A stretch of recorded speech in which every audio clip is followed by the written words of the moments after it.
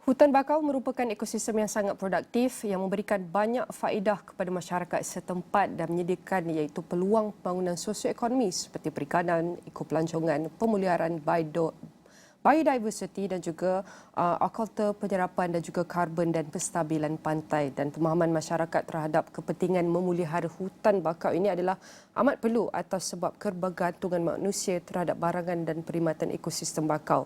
Oleh itu, dalam segmen kali ini kita nak lihat daripada setiap aspek yang perlu dipertimbangkan dalam melaksanakan strategi pemulihan agar kita dapat kekalkan kelestarian hutan bakau negara agar khazanah negara ini terus berkekalan. Dan sudah bersedia untuk mengulas lebih lanjut mengenai perkara ini adalah Profesor Dr. Zaitun Samdin, merupakan Profesor Sekolah Perniagaan dan Ekonomi SPE UPM dan bidang kepakaran dalam pelancongan dan penilaian ekonomi. Saya nak ucapkan terima kasih Doktor kerana sudi meluangkan masa bersama kami pada pagi ini. Doktor, mungkin Prof boleh kongsikan pada kami iaitu apakah antara kaitan di antara pelancongan dan juga kelestarian? Okey, Assalamualaikum, selamat pagi ya. Terima kasih Cik Wartawan. Okey, kalau kita tengok ya, pelancongan dan kelestarian. Okey, dia adalah satu elemen yang sangat penting ya, di mana kalau kita tengok pelancongan adalah sedikit berbeza dengan pelancongan yang lain di mana ia menitik beratkan elemen bertanggungjawab semasa kita membuat lawatan. Contohnya kalau kita membuat lawatan tu kita akan lebih menghargai alam sekitar. So and then kita lebih in this case kalau contoh kita pergi ke kawasan flora dengan, yang ada flora dan fauna, because normally pelancongan dikaitkan dengan flora dan fauna. So kalau kita pergi ke kawasan itu dan contohnya kalau kita lihat pokok, kita lihat tasik so kita lebih menghargai. So bila kita lebih menghargai, kita akan menggunakan sumber itu sebaik mungkin, dan juga ini akan secara tidak langsung akan membawa kelestarian kepada produk pelancongan itu. Okay, so as I said sini, wujud satu kaitan yang amat positif bila di mana kita melihat, kita enjoy produk pelancongan tu, on the same time kita menghargai. Okay, bila kita menghargai, kita appreciate, so kita akan lebih menjaga alam sekitar tersebut lah.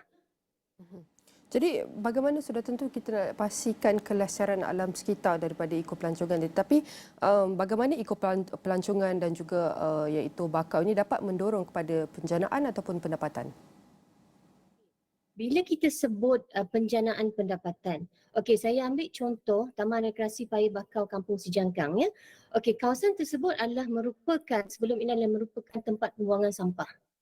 Okey, ia bermula di mana penduduk sekitar kampung tersebut menilai kepentingan bakau, appreciate bakau, dan dia all mula bersihkan kawasan tersebut dan memulakan pelancongan di kawasan tersebut.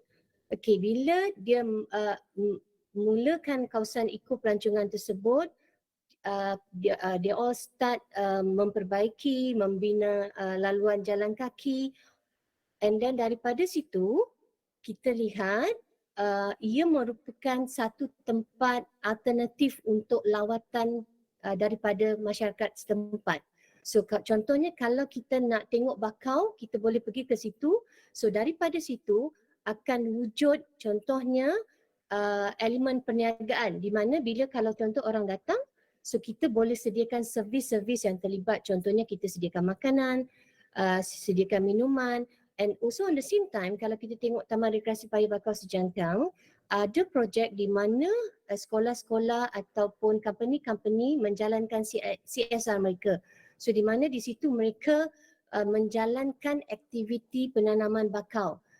So secara tidak langsung segala aktiviti ini mendorong kepada penjanaan pendapatan. And then kalau ambil contohlah di tempat pelancongan lain, contohnya di Taman Negara example. So kalau contoh tersebut, mungkin di sekitar kawasan tersebut adanya homestay ataupun tempat tinggal. And then kalau kita tengok di sekitar kawasan tersebut ada juga restoran, ada juga business tour guide. So all these things menjana pendapatan penduduk sekitar. Prof, berbakikan 2 minit lagi mungkin Prof boleh kongsikan iaitu antara strategi ataupun usaha untuk menggalakkan pelancongan terutamanya di hutan bakau ni, dan apakah hala tuju pelancongan negara? Okey. Kalau kita tengok hutan bakau ni adalah sangat special. Hutan bakau ni adalah salah satu bakau ni adalah satu tumbuhan yang mana tahan kepada air masin. Because kalau kita tengok dia ada 2 jenis akar, satu akar tunjang yang menahan dia daripada ombak yang sangat kuat. So and then also akar yang boleh dia menyebabkan dia bernafas.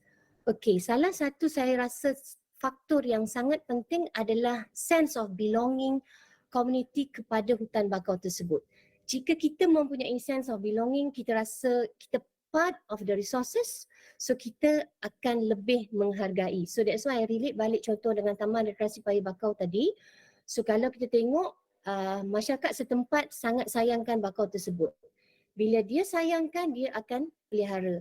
So bila dia pelihara, so pelancongan kita akan lebih berjaya disebabkan sense of belonging tadi. Selain daripada itu, dasar pelancongan negara juga dan dasar pelancongan negara mensasarkan kepada peningkatan pelancongan, di mana kalau kita tengok peningkatan dari segi infra terhadap beberapa contoh kawasan taman negara, dan juga kita create another opportunity ataupun another product of pelancongan.